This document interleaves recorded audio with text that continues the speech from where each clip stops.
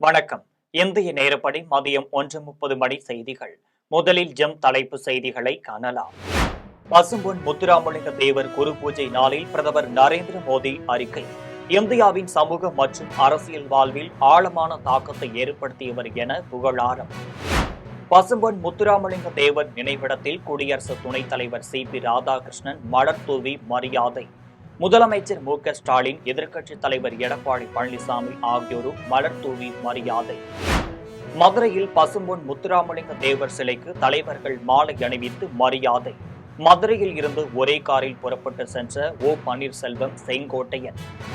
பீகாரில் ராஷ்டிரிய ஜனதா தள ஆட்சியில் களவும் ஆட்கடத்தலும் நடந்ததாக நரேந்திர மோடி குற்றச்சாட்டு.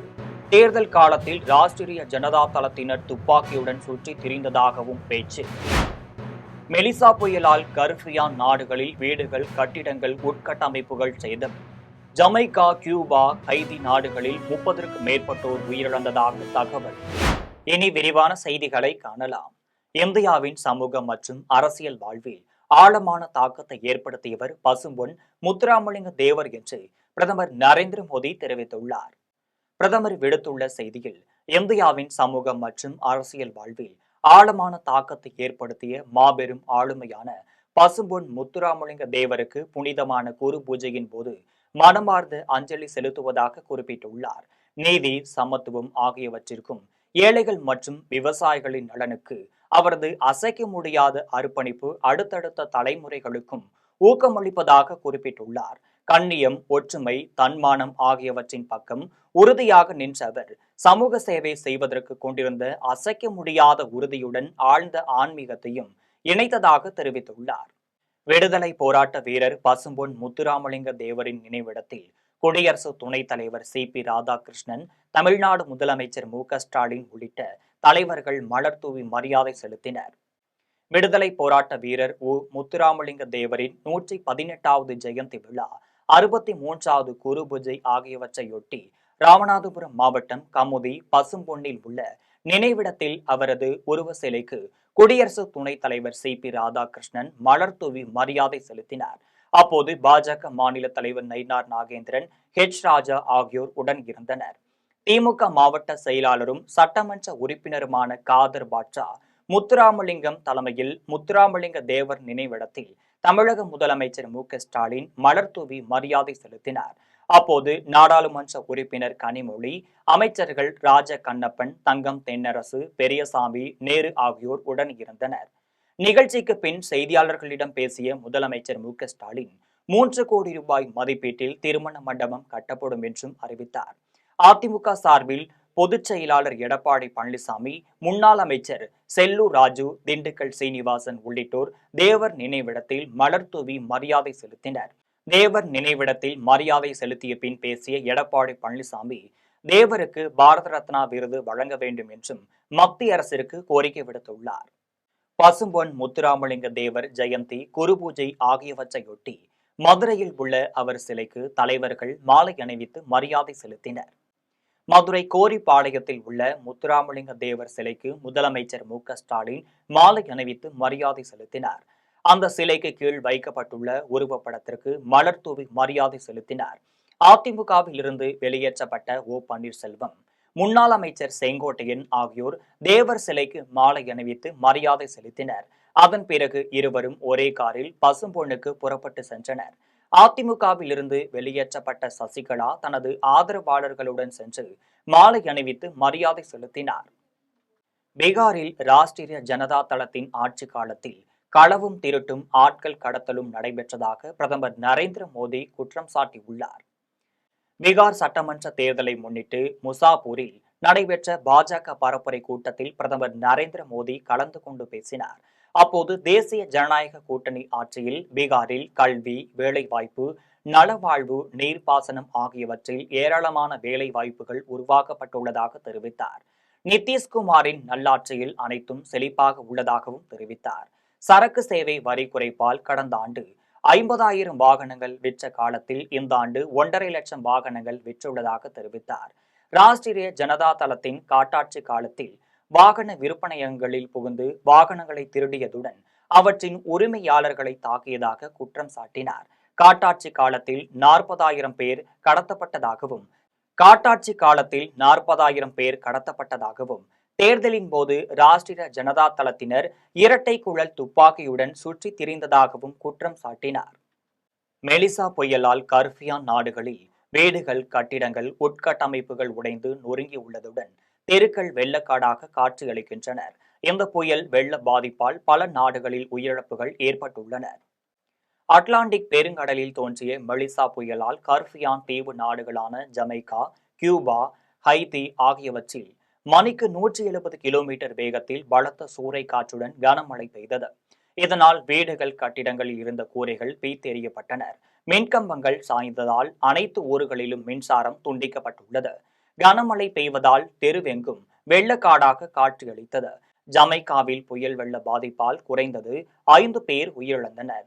ஹதி நாட்டில் வெள்ளத்தால் குறைந்தது 20 பேர் உயிரிழந்ததாக தெரிவிக்கப்பட்டுள்ளது. திருவெரும்பூரில் பொதுமக்கள் பயன்பெறும் வகையில் நடைபெற்ற உங்களுடன் ஸ்டாலின் முகாமினை பள்ளிக்கல்வித்துறை அமைச்சர் தொடங்கி வைத்தார். திருச்சி மாவட்டம் திருவெரும்பூர் அருகே பெல் வளாக குடியிருப்பு பகுதியில் உங்களுடன் ஸ்டாலின் முகாம் நகராட்சி தலைவர் காயம்பூ தலைமையில் நடைபெற்றது. இதில் சிறப்பு விருந்தினராக பள்ளிக்கல்வித்துறை அமைச்சர் அன்பில் மகேஷ் பங்கேற்று குத்துவிளக்கு ஏற்றி வைத்து தொடங்கி வைத்தார். இதனைத் தொடர்ந்து அவர் வருவாய்த்துறை மூலம் துவாக்குடி நகராட்சியைச் சேர்ந்த 6 பேருக்கு இலவச நத்தம் பட்டாவினை வழங்கினார். இதையடுத்து பொதுமக்களிடமிருந்து பெறப்படும் மனுக்கள் குறித்தும் அதற்கு தீர்வு காண்பது குறித்தும் கேட்டறிந்தார். இம்முகாமில் நகராட்சி ஆணையர் பட்டுசாமி, கோட்டாட்சியர் அருள், வட்டாட்சியர் தனலட்சுமி உள்ளிட்ட அரசு அதிகாரிகள், திமுக கட்சி நிர்வாகிகள் ஆகியோர் கலந்து கொண்டனர். மின்சார பேருந்துகள் வந்தாலும் டீசல் பேருந்துகள் பயன்பாடு குறைக்கப்படாது என்று போக்குவரத்து துறை அமைச்சர் தெரிவித்துள்ளார். திருவள்ளூர் மாவட்டம் போவிருந்தவள்ளியில் உள்ள அரசு போக்குவரத்து பணிமனையை மின்சார பேருந்து பணிமனையாக மாற்றும் பணி நடைபெற்று வருகிறது. இதுகுறித்து போக்குவரத்து துறை அமைச்சர் சிவசங்கர் அதிகாரிகளுடன் ஆய்வு மேற்கொண்டார். இதையடுத்து செய்தியாளர்களிடம் பேசிய அவர், முதற்கட்டமாக விஎஸ்ஆர் பாதையில் மின்சார பேருந்துக்கான பணிமனையாக மாற்றப்பட்டு 120 பேருந்துகள் இயக்கத்தை முதலமைச்சர் மு.க.ஸ்டாலின் தொடங்கி வைத்தார். தற்போது போவிருந்தவள்ளியில் அரசு பணிமனையில் மின்சார பேருந்து நிறுத்த பணிமனையாக மாற்றும் பணி நடைபெறுகிறது. இந்த பணிகள் முடிக்கப்பட்ட பிறகு 130 பேருந்துகள் இயக்கப்பட உள்ளது. தொடர்ந்து அவர் மின்சார பேருந்துகள் டெண்டர் எடுத்துள்ள தனியார் நிறுவன ஓட்டுநர்களுக்கு பயிற்சி அளிக்கிறார்கள் என்றார். இதையடுத்து ஒப்பந்த அடிப்படையில் தனியார் நிறுவனம் சார்பில் பேருந்துகளை பராமரித்து இயக்குகிறார்கள். இதனால் அரசிற்கும் பெருசுமையை குறைக்கும் நடவடிக்கையாக உள்ளது. மின்சார பேருந்துகள் வந்தால் டீசல் பேருந்துகள் பயன்பாடு குறைக்கப்படாது என தெரிவித்தார். தமிழ்நாடு முதலமைச்சருடைய ஆணைப்படி சென்னை மாநகர போக்குவரத்து கழகத்தில் மின்சார பேருந்துகள் இயக்குவதற்கு எடுத்திருக்கின்ற நடவடிக்கையின்படி முதல் கட்டமாக வியாசர்பாடியில் பணிமனை மின்சார பேருந்துகளுக்கான பணிமனையாக மாற்றப்பட்டு அங்கே 120 பேருந்துகள் மாண்புமிகு தமிழ்நாடு முதலமைச்சர் அவர்களால் முதலில் துவக்கி வைக்கப்பட்டது. அடுத்தது பெரும்பாக்கம் பணிமனை அதேபோல மின்சார பேருந்துகளுக்காக மாற்றப்பட்டு மாண்புமிகு தமிழ்நாடு துணை முதலமைச்சர் அவர்களால் துவக்கி வைக்கப்பட்டது. அதற்கு அடுத்ததாக பூந்தமல்லி அரசு போக்குவரத்து கழக பணிமனை மின்சார பேருந்துகள் இயக்குவதற்கான பணிமனையாக அதற்கான பூர்வாங்க பணிகள் நடைபெற்று வருகிறது. விரைவில் இந்த பணிகள் முடிக்கப்பட்ட பிறகு இங்கிருந்து 130 பேருந்துகள் இயக்கப்பட இருக்கிறது. சென்னை மாநகரத்தினுடைய காசு மாசுபடுவதை தடுக்கின்ற விதத்தில் சுற்றுச்சூழலை பாதுகாக்கின்ற வகையில் உலகளவில் எடுக்கப்பட்டு வருகின்ற நடவடிக்கையில் நம்முடைய தமிழ்நாட்டிலும் அந்த நடவடிக்கையின் அடிப்படையில் உலக வங்கி பரிந்துரையின் அடிப்படையில் இந்த மின்சார பேருந்துகள் நம்முடைய மாண்புமிகு தமிழ்நாடு முதலமைச்சர் அவர்களால் துவக்கப்பட்டிருக்கிறது. ஏற்கனவே துவக்கப்பட்ட மின்சார பேருந்துகள் பொதுமக்களிடத்தில் மிக சிறப்பான வரவேற்பை பெற்றிருக்கிறது. மக்கள் எளிய முறையில் பயணிப்பதற்கு வசதியாக இருக்கிறது என்பதை அவர்கள் தெரிவித்திருக்கிறார்கள். எனவே இன்னும் 3 பணிமனைகள் இந்த பணிகள் முதற்கட்ட பணியில் நடைபெற இருக்கின்றன. அதில் விரைவில் பூந்தமல்லி பணிமனை பயன்பாட்டிற்கு வருவதற்கான நடவடிக்கைகளை இன்றைக்கு ஆய்வு செய்தோம். மாநகர போக்குவரத்து கழகத்தின் மேலாண் இயக்குனர் மரியாதைக்குரிய டாக்டர் பிரபுசங்கர் ஐஏஎஸ் அவர்களும் இணை மேலாண் இயக்குனர், மற்ற போக்குவரத்து கழக அலுவலர்களும், மின்வாரிய அலுவலர்களும், இந்த பேருந்து இயக்க இருக்கின்ற தனியார் நிறுவனம் ஓம் நிறுவனத்தினுடைய அலுவலர்களும் இணைந்து இந்த ஆய்வுப் பணியை மேற்கொண்டுள்ளனர். பராமரிக்கிறதுக்கு எதுவும் ட்ரைனிங் தருவீங்களா டிரைவர்களுக்கு? அதே மாதிரி ஏற்கனவே அந்த டெண்டர் எடுத்திருக்கின்ற ஓம் நிறுவனம் அவர்களே அதற்கான பணியாளர்களை வைத்து இயக்குகிறார்கள். அதற்கான பயிற்சிகளை அவர்கள். கன்னியாகுமரிக்கு சுற்றுலா வந்த தமிழக ஆளுநர் RN ரவி கடல் நடுவே அமைந்துள்ள விவேகானந்தர் நினைவு மண்டபம், திருவள்ளுவர் சிலை ஆகியவற்றை குடும்பத்துடன் சென்று பார்வையிட்டார். 2 நாட்கள் சுற்றுப்பயணமாக கன்னியாகுமரி மாவட்டத்திற்கு தமிழக ஆளுநர் RN ரவி தனது குடும்பத்தினருடன் வந்துள்ளார். அவர் பூம்புகார் கப்பல் போக்குவரத்து கழகம் சார்பில் இயக்கப்படும் சுற்றுலா படகு மூலம் சென்று விவேகானந்தர் மண்டபத்திற்கு சென்றார். அங்கிருந்து கண்ணாடி பாலம் வழியாக சென்று திருவள்ளுவர் சிலையை பார்வையிட்டார். ஆளுநர் வருகையொட்டி கன்னியாகுமரியில் காவலர்கள் பாதுகாப்பு ஏற்பாடுகளை தீவிரமாக செய்திருந்தனர். சென்னையில் உள்ள விடுதலை சிறுத்தைகள் கட்சியின் அலுவலகத்தில் பக்ரைன் ஆசியா இளையோர் கபடி போட்டியில் தங்கம் வென்ற கார்த்திகா விசிக தலைவர் திருமாவளவனை நேரில் சந்தித்து வாழ்த்து பெற்றார். சென்னை அசோக் நகரில் உள்ள விடுதலை சிறுத்தைகள் கட்சியின் அலுவலகத்தில் பக்ரைன் ஆசியா இளையோர் கபடி போட்டியில் தங்கம் வென்ற கார்த்திகா விசிக தலைவர் திருமாவளவனை நேரில் சந்தித்து வாழ்த்து பெற்றார். இதனைத் தொடர்ந்து திருமாவளவன் செய்தியாளர்களை சந்தித்து பேசிய போது, கபடி போட்டியில் பங்கேற்று இந்தியாவிற்கு தங்கம் வென்று கொடுத்த கண்ணகி நகர் கார்த்திகாவிற்கு அவரது பயிற்சியாளருக்கும் விசிக சார்பில் பாராட்டுகளையும் வாழ்த்துக்களையும் தெரிவித்தார். மேலும் இதுபோன்ற உலகளவில் சாதனையை புரிய வேண்டும் என கேட்டுக்கொண்டார்.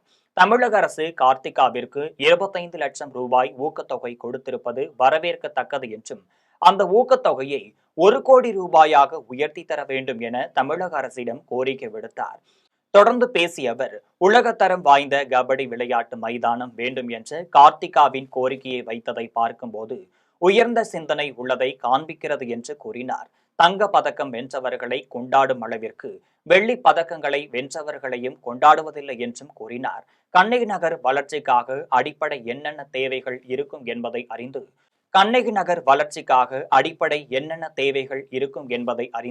முதல்வர் செய்து கொடுப்பார் என்பதை நம்புவதாக தெரிவித்தார். கபடி பிரிவில் இந்திய அணியின் சார்பில் இளம் பெண்களுக்கான போட்டியிலே பங்கேற்று இந்தியாவுக்கு தங்கம் வென்றெடுத்து சாதனை புரிந்த நமது கண்ணகி நகர் கார்த்திகாவை விடுதலை சிறுத்தைகள் கட்சியின் சார்பில் நெஞ்சார பாராட்டுகிறோம், வாழ்த்துகிறோம். அவருக்கு பயிற்சி அளித்த பயிற்சியாளர் கே. ராஜி அவர்களையும் பாராட்டி வாழ்த்துகிறோம்.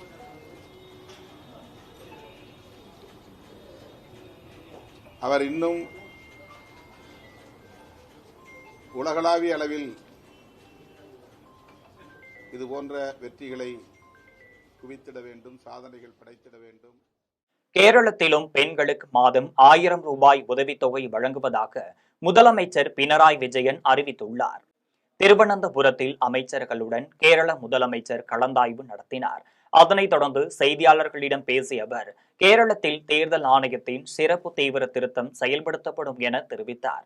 இதுவரை எந்த திட்டத்திலும் உதவித்தொகை கிடைக்கப் பெறாத 35 வயதிற்கு மேல் 60 வயதிற்குட்பட்ட பெண்களுக்கு மாதம் 1000 ரூபாய் வழங்கும் ஸ்ரீ சுராக்ஷா திட்டம் நவம்பர் 1 முதல் கேரளத்தில் நடைமுறைப்படுத்தப்படும் என கூறினார். இதேபோல் முதியோர் உதவித்தொகை 1600 ரூபாயிலிருந்து 400 ரூபாய் உயர்த்தி 2000 ரூபாயாக வழங்கப்படும் என்று பினராயி விஜயன் தெரிவித்தார். கரூரில் உயிரிழந்தவர்களின் குடும்பத்தினரை விஜய் அழைத்து பேசியது சினிமாவில் நடைபெறுவது போல் உள்ளது என முன்னாள் அமைச்சர் செஞ்சி மஸ்தான் தெரிவித்துள்ளார். விழுப்புரம் மாவட்ட ஆட்சியர் அலுவலகத்தில் வாக்காளர் பட்டியல் சிறப்பு திருத்தம் தொடர்பான ஆலோசனைக் கூட்டம் நடைபெற்றது. இதில் மாவட்ட ஆட்சியர் ஷேக் அப்துல் ரஹ்மான் தலைமை தாங்கினார். இதில் அனைத்து கட்சி பிரதிநிதிகள் கலந்து கொண்டனர். இக்கூட்டத்தில் பங்கேற்ற பின் முன்னாள் அமைச்சர் மஸ்தான் செய்தியாளர்களை சந்தித்தார். அப்போது வாக்காளர் பட்டியல் சிறப்பு திருத்தம் ஏற்றுக்கொள்ளப்படாது என்றும், ஒரே நபரின் பெயர்கள் 2 இடத்தில் இருந்து நீக்கினால் அது உண்மையான சீர்திருத்தமாக இருக்கும் என தெரிவித்தார்.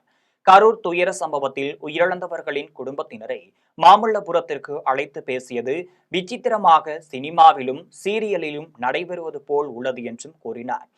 தொடர்ந்து பேசிய அவர், சிலர் விஜயை தற்குறி என கூறுவதாகவும் கெட்டிக்காரன் புழுகு 8 நாள் என்பது தெரிந்து போய்விட்டது என தெரிவித்தார்.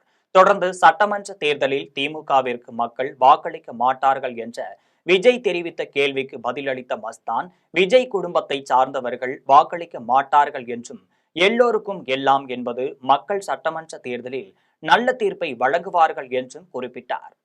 தமிழ்நாடு முழுவதும் தொகுதி சீரமைப்பு செய்யப்பட்டது. தொகுதிகள் சீரமைப்பு செய்யப்பட்ட நேரத்திலே அந்த வாக்காளர் அந்த பட்டியலும் அன்றைக்கு செயல்படுத்தப்பட்டது. ஆனால் இன்றைக்கு சீரமைப்பு என்ற பெயரில் 2002 வாக்காளர் பட்டியலும் இன்றைக்கு 2025 வாக்காளர் பட்டியலும் நாங்கள் ஒப்பிட்டு செய்வோம் என்ற நேரத்தில்தான் சந்தேகம் ஏற்படுகிறது. 2011 தொகுதிகள் சீரமைக்கப்பட்ட நேரத்தில் அந்த இந்திய தேர்தல் ஆணையத்தின் மூலமாக தான் அந்த வாக்காளர் பட்டியல் தயார் செய்யப்பட்டது. இப்போது தொடர்ந்து நடந்த நாடாளுமன்ற தேர்தல், சட்டமன்ற தேர்தல், உள்ளாட்சி தேர்தலிலும் இன்றைக்கு இருக்கின்ற வாக்காளர் பட்டியலை உள்ளடங்கிதான் தொடர்ந்து தேர்தல் நடைபெறுகிறது. பசும்பொன் முத்துராமலிங்க தேவரின் ஜெயந்தி விழாவில் கலந்து கொண்ட முன்னாள் அமைச்சர் செங்கோட்டையனுக்கு திருப்பூர் மாவட்டம் தாராபுரத்தில் பொதுமக்கள் உற்சாக வரவேற்பு அளித்தனர்.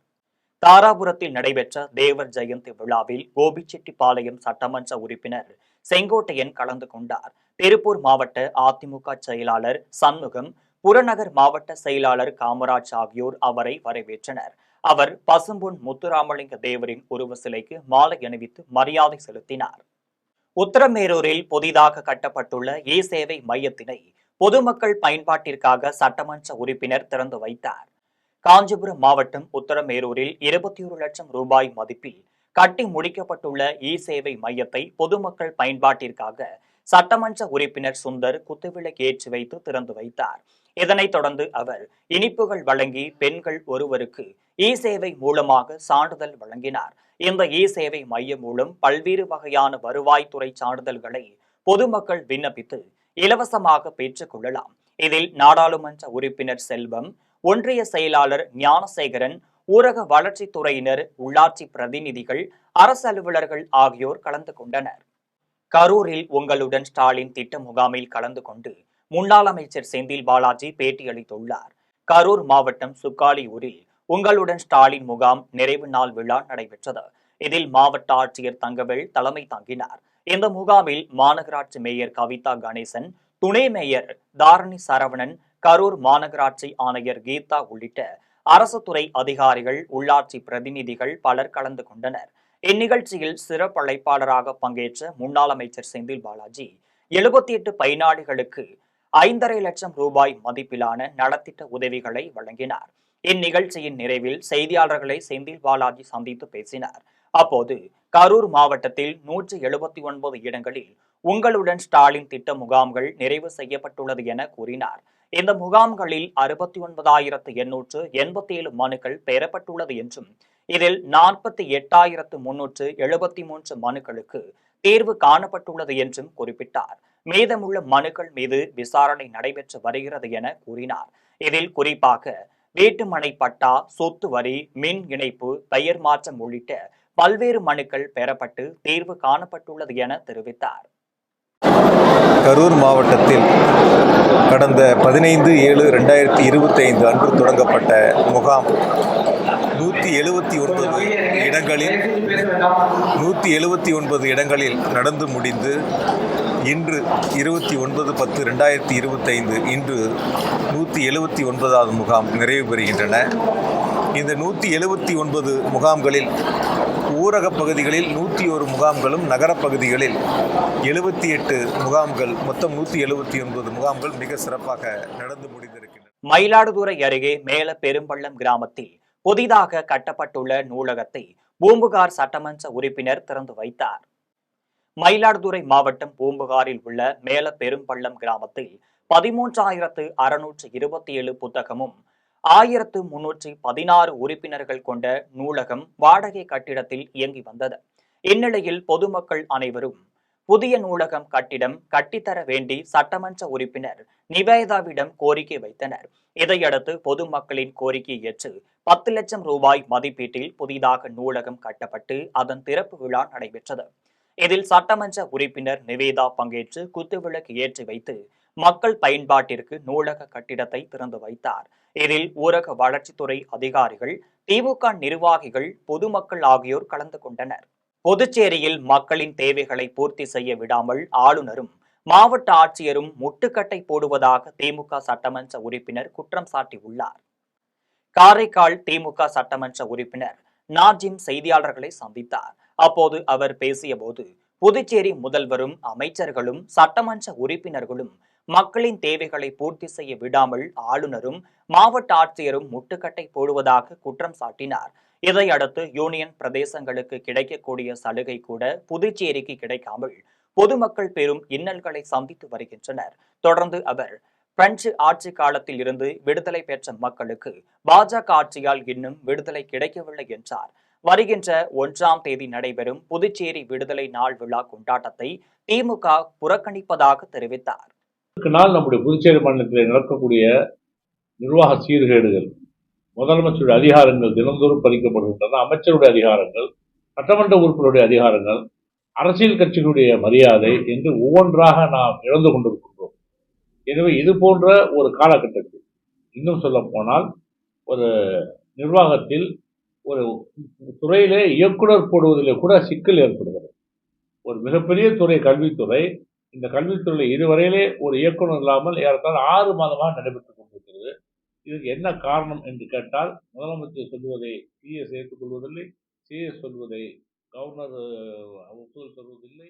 மதுராந்தகம் வருவாய் கோட்டாட்சியர் அலுவலகத்தில் சிறப்பு வாக்காளர் பட்டியல் திருத்தம் செய்வது குறித்து ஆலோசனை கூட்டம் நடைபெற்றது. செங்கல்பட்டு மாவட்டம் மதுராந்தகம் வருவாய் கோட்டாட்சியர் அலுவலகத்தில் சிறப்பு வாக்காளர் பட்டியல் திருத்தம் செய்வது குறித்து ஆலோசனை கூட்டம் வருவாய் கோட்டாட்சியர் ரம்யா தலைமையில் நடைபெற்றது. இந்த கூட்டத்தில் அதிமுக நகர செயலாளர் சரவணன், ஒன்றிய செயலாளர் கார்த்திகேயன் உள்ளிட்ட அங்கீகரிக்கப்பட்ட கட்சிகளின் நிர்வாகிகள் கலந்து கொண்டு வாக்காளர் பட்டியல் திருத்தத்தை வரவேற்றனர். இதையடுத்து அதிமுக சார்பில் இறந்தவர்கள், திருமணமாகி சென்றவர்கள், ஊரை விட்டு மற்ற ஊருக்கு சென்றவர்களை கண்டறிந்து வாக்காளர் பட்டியலில் இருந்து நீக்க வேண்டும் என்று வேண்டுகோள் வைத்தனர்.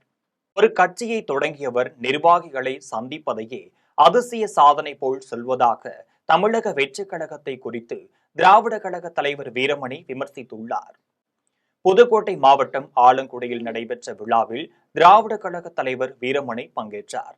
இந்த கூட்டத்தில் பெரியார் உலகம் அமைக்க நிதி உதவி வழங்கப்பட்டது.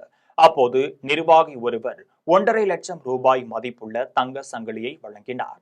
இதன் பின்னர் செய்தியாளர்களிடம் பேசிய வீரமணி, ஒரு கட்சியை தொடங்கியவர் நிர்வாகிகளை சந்திப்பதையே அதிசய சாதனை போல் செய்வதாக தமிழக வெற்றி கழகத்தையும் விஜயையும் மறைமுகமாக விமர்சித்தார்.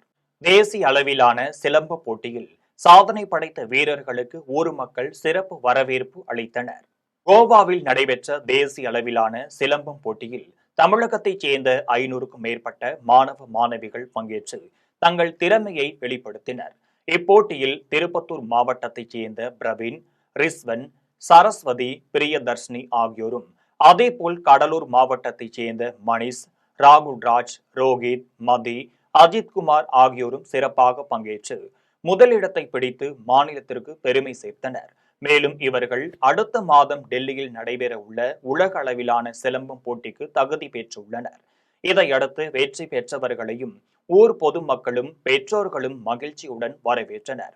மேலும் வெற்றி பெற்ற வீரர்களுக்கும் இந்திய இளைஞர் விளையாட்டு சங்கம் அமைப்பின் பொதுச் செயலாளர் உமேஷ்குமார் வெற்றி பெற்ற வீரர்களுக்கு பரிசுகளை வழங்கி வாழ்த்துக்களை தெரிவித்தார். பின்னர் வீரர்கள் வாணியம்பாடி ரயில் நிலையம் வந்தபோது மகாரவி சித்தார் சிலம்பம் கலைக்கூடம், மகாகுரு மகேந்திரன் வர்மா ஆசான், விஜயகுமார் ஆகியோர் சால்வை அணிவித்து வீரர்களை வரவேற்று வாழ்த்தினர்.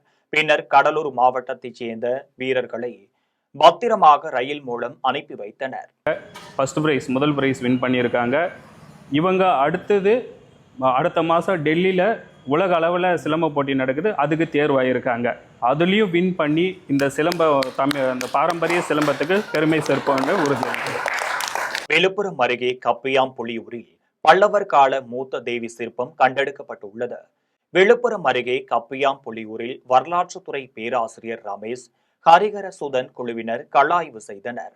அங்குள்ள சிவன் கோவில் குளங்கரைக்கு தெற்கே பழமை வாய்ந்த பல்லவர் கால மூத்த தேவி சிற்பத்தை கண்டறிந்தனர். வேப்ப மரத்தின் கீழே பலகை கல்லில் புடைப்பு சிற்பமாக காணப்படுகிறது. மூத்த தேவியின் வலது இடது புறங்களில் மாந்தான் மாந்தினி காட்டுவது வழக்கம். ஆனால் இங்கு காட்டப்படாமல் மூத்த தேவி மட்டும் உள்ளது.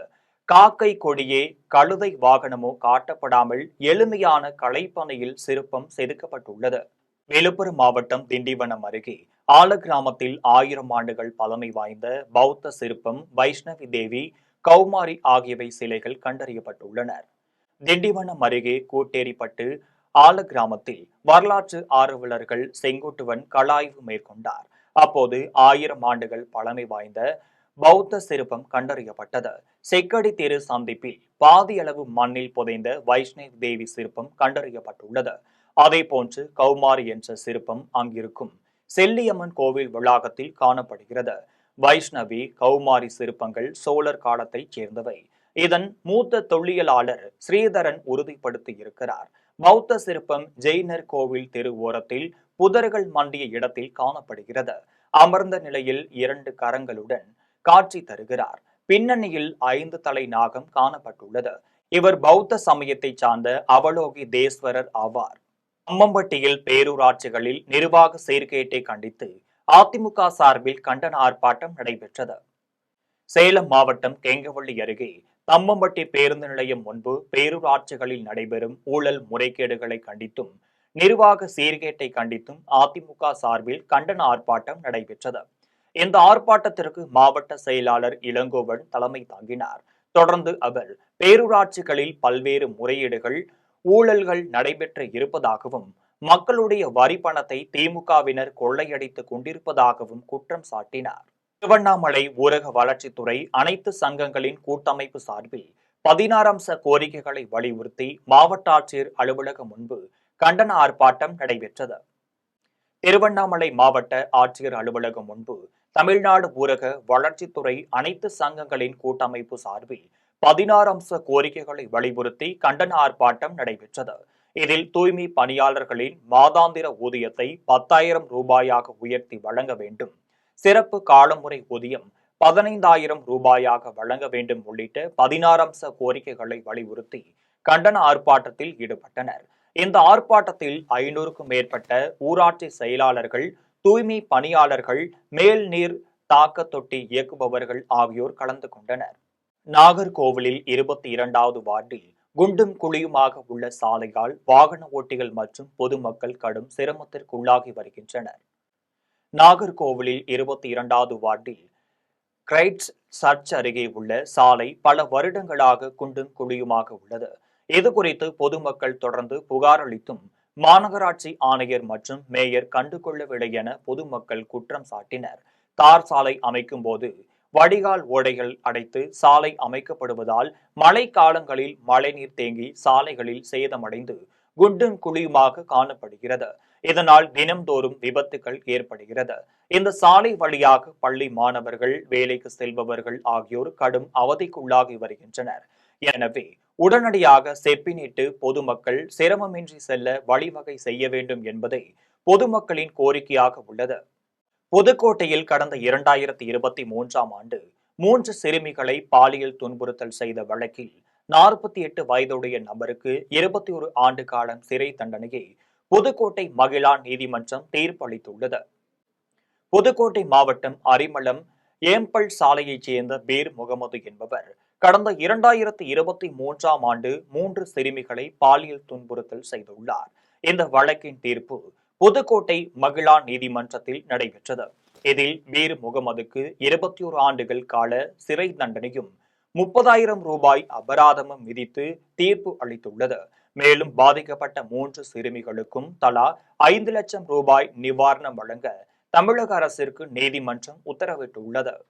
ஆரணியில் தங்க நகை ஆசாரியின் வீட்டின் பூட்டை உடைத்து மர்ம நபர்கள் தங்க நகைகளையும் ரொக்க பணத்தையும் திருடி சென்ற நிலையில் காவல்துறையினர் தடயங்களை சேகரித்து விசாரணை மேற்கொண்டு வருகின்றனர். திருவண்ணாமலை மாவட்டம் ஆரணி அருகே உள்ள பெருமாள் செட்டி தெருவைச் சேர்ந்த தங்க நகை ஆசாரி மணிக்கு காஞ்சனா என்ற மனைவியும் வெங்கடேசன் என்ற மகனும் உள்ளனர். இந்நிலையில் தீபாவளியையொட்டி மணி தனது மனைவியுடன் சென்னையில் உள்ள மகன் வெங்கடேசன் வீட்டிற்கு சென்றுள்ளனர். அப்போது மணி வீட்டின் பூட்டு உடைக்கப்பட்டு இருப்பதை கண்ட குடியிருப்பவர்கள் உடனடியாக மணிக்கு தகவல் கொடுத்தனர். இதையடுத்து மணி சென்று பார்த்தபோது வீட்டின் பீரோவில் வைத்திருந்த 9.5 சவரன் தங்க நகையும் 75,000 ரொக்க பணமும் திருடு போய் இருப்பதை கண்டு அதிர்ச்சி அடைந்தார். இது குறித்து அவர் ஆரணி நகர் காவல் நிலையத்தில் புகார் அளித்தார். இதையடுத்து காவல்துறையினர் வழக்கு பதிவு செய்து கைரேகை நிபுணர்கள் மூலம் தடயங்களை சேகரித்து மோப்பநாய் உதவியுடன் குற்றவாளிகளை தேடி வருகின்றனர். திருவள்ளூரில் காவல்துறையினர் வாகன சோதனையில் 3000 கோடி ரூபாய் மதிப்பிலான மெத்தபெட்டமைன் போதைப் பொருளை கண்டுபிடித்துள்ளனர். திருவள்ளூரில் மெத்தபெட்டமைன் போதைப் பொருள் கடத்தப்படுவதாக மாவட்ட காவல் கண்காணிப்பாளருக்கு தகவல் கிடைத்தது. இதையடுத்து திருவள்ளூர் பூவிருந்தவள்ளி நெடுஞ்சாலையில் வெங்கத்தூரில் மணவாளர் நகர் காவல் நிலைய ஆய்வாளர் ஃபாரூக் தலைமையில் வாகன சோதனையில் ஈடுபட்டனர். அப்போது இருசக்கர வாகனத்தில் வந்தவரை நிறுத்தி சோதனை செய்ததில் அவரிடம் இருந்து 3000 கோடி ரூபாய் மதிப்பிலான மெத்தபெட்டமைன் போதைப் பொருளை கைப்பற்றினர். போதைப் பொருள் கடத்தியவரை காவல்துறையினர் கைது செய்து விசாரித்தனர். விசாரணையில் அவர் நைஜீரியா நாட்டைச் சேர்ந்த மைக்கேல் நம்பி என்பதும் தெரியவந்துள்ளது. மருத்துவ பரிசோதனைக்கு பிறகு மைக்கேல் நம்பியை நீதிமன்றத்தில் நிறுத்தி புழல் சிறையில் அடைத்தனர். மாநகராட்சி மத்திய மண்டலம் 80வது வார்டில் பொது சுகாதார குழு தலைவர் தலைமையில் சிறப்பு வார்டு சபா கூட்டம் நடைபெற்றது. மாநகராட்சி மத்திய மண்டலம் 80வது வார்டில் பொது சுகாதார குழு தலைவர் மாரி செல்வன் அவர்கள் தலைமையில் தர்மராஜா கோவில் வீதியில் உள்ள மாநகராட்சி சமுதாய கூடத்தில் நகராட்சி நிர்வாகம் மற்றும் குடிநீர் வழங்கல் துறை சார்பில் சிறப்பு வார்டு சபா கூட்டம் நடைபெற்றது. மேலும் இந்த வார்டு சபா கூட்டம் பொதுமக்கள் மற்றும் அதிகாரிகளுக்கும் இடையே நேரடி தொடர்பை ஏற்படுத்தி வார்டின் வளர்ச்சி பணிகளை துரிதப்படுத்த உதவியது.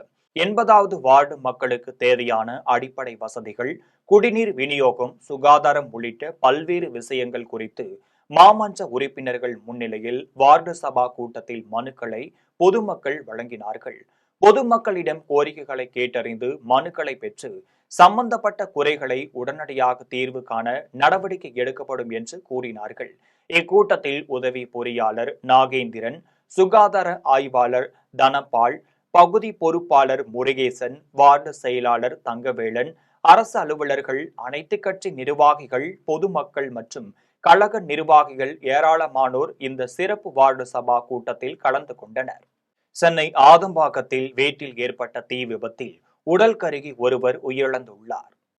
சென்னை ஆதம்பாக்கம் ராமகிருஷ்ணா நகரில் வசித்து வருபவர் ஆனந்த் பிரதீப். இவர் ராயபுரம் அரசு மருத்துவமனையில் மருத்துவராக இருந்து ஓய்வு பெற்றுள்ளார். இவரது மனைவி சசிபாலா, இவர்களுக்கு மகள் மற்றும் மகன் உள்ளனர். வீட்டில் 4 பேரும் படுத்து உறங்கி உள்ளனர். இந்நிலையில் அதிகாலையில் திடீரென இவரது வீட்டில் தீ விபத்து ஏற்பட்டுள்ளது. தீ விபத்து காரணமாக வீடு முழுவதும் தீ பரவி கரும்புகையும் ஏற்பட்டது. இதை கண்டு வீட்டில் இருந்தவர்கள் அலறியடித்துள்ளனர். உடனடியாக அக்கம் பக்கத்தினர் மற்றும் அங்கு பணியில் இருந்த பாதுகாவலர், தூய்மை பணியாளர்கள் தீயை அணைக்க முயற்சி செய்தனர். இதனைத் தொடர்ந்து தகவல் அறிந்த தீயணைப்பு துறையினர் விரைந்து வந்து தீயை அணைக்கும் பணியில் ஈடுபட்டனர். இதனால் இந்த தீ விபத்தில் சசிபாலா உயிரிழந்தார். மேலும் விபத்தில் 3 நபர்கள் உயிருடன் மீட்கப்பட்டு மருத்துவமனையில் சிகிச்சை பெற்று வருகின்றனர். இச்சம்பவம் குறித்து போலீசார் தீவிர விசாரணை மேற்கொண்டு வருகின்றனர். இனி வருவது தங்கம், வெள்ளி விலை மற்றும் பங்குச்சந்தை நிலவரம்.